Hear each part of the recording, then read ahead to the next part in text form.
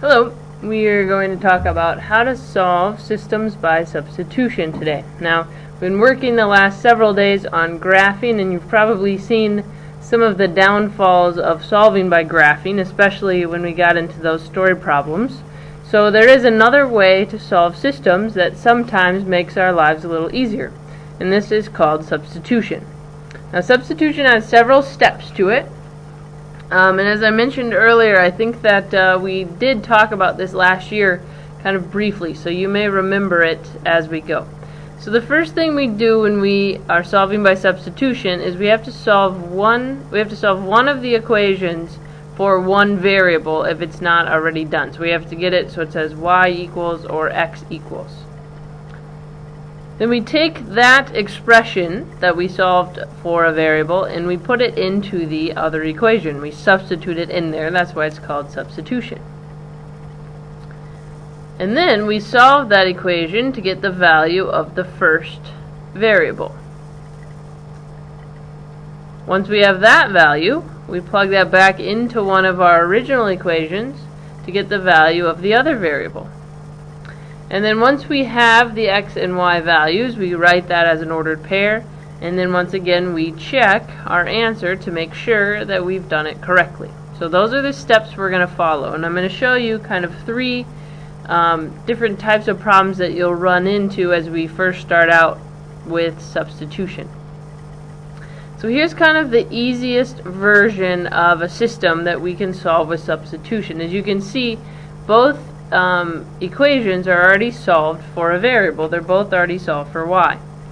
Now, since y equals 3x, what I can do is I can take the 3x and I can plug it in or substitute it in for the y in the other equation, because 3x and y are the same thing. That's what the first equation tells us. So when I do that, I would have 3x equals x minus 2. Then I got to get my x's together. So I get 2x equals negative 2. Divide by 2. And I figure out that x is negative 1.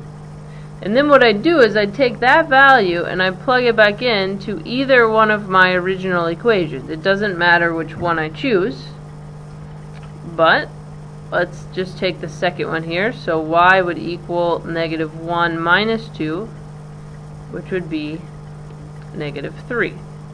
So then I have the ordered pair, negative 1, negative 3, as my solution.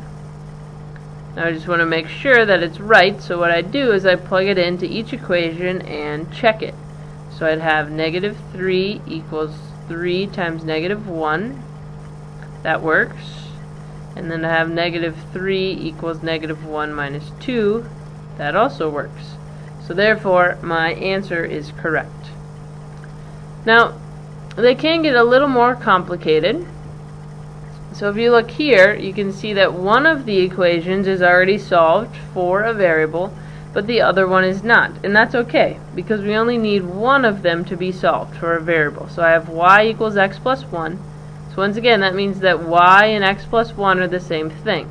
So that means I can take the x plus 1 and plug it in for the y in the other equation. So then I have 4x plus x plus 1 equals 6. Well, if I combine 4x and x, that's 5x plus 1 equals 6. Then I subtract the 1. I get 5x equals 5. Divide by 5. Figure out that x is 1. And then once again, all I have to do is plug that back into one of my original equations. We'll choose the first one here. So y equals 1 plus 1, or y equals 2. So my ordered pair here would be 1, 2. And then once again, as a last step here, I just want to check my answers really quick. So I'd have 2 equals 1 plus 1. That works. And then I'd have 4 times 1 plus 2 equals 6. And that works. So therefore, I know that my answer is 1, 2. Now the next step that we get to is where neither equation is solved for a variable, and so we have to solve one of the equations for a variable before we begin. And it doesn't matter which equation I choose to solve, and it doesn't really matter which variable I solve for. But you'll figure out as you do more and more of these that sometimes it's easier to choose either x or y depending on what we're doing. So here, notice that my x's already have coefficients of 1. So here it's probably easier to solve for x, or it takes less steps. So if I say I'm going to solve this second equation here for x, what I have to do is add y to both sides. And then I would get x equals 5 plus y. So now I know that x and 5 plus y are the same thing. So then what I can do is I can take this 5 plus y and plug it in for the x in the other equation. Okay, I'm going to plug it in right there. So when I do that, I'd have 5 plus y plus 2y equals negative 1.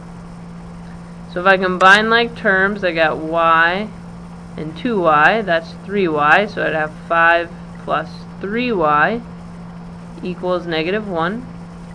Then I subtract 5,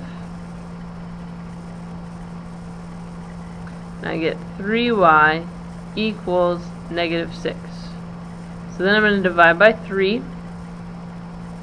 and I figure out that y is negative 2. And then once again, I take that and I plug it back into one of the original equations. It doesn't matter which one, and it can also be the one that I solved for a variable. So I can plug it into that one, and I can get x equals 5 plus negative 2, so x would equal 3. So my ordered pair would be 3, 2 for my answer. And then once again I want to check this. So I'd have 3 plus 2 times 2, sorry, negative 2. 2 times negative 2 equals negative 1, so that's 3 plus negative 4, which is negative 1. So that works. And then I'd have 3 minus negative 2, which equals 5, so that's 3 plus 2, so that works. Okay, so my answer would be 3 and negative 2. Sorry, I said positive 2 the first time. 3 and negative 2. And that's how I solve using substitution. Now in the next video, we'll continue with substitution, but we'll have to do some distributing, which will make things just a little bit more complicated. So there's kind of our intro to substitution. Hopefully you remember some of it from last year, and we'll see you tomorrow.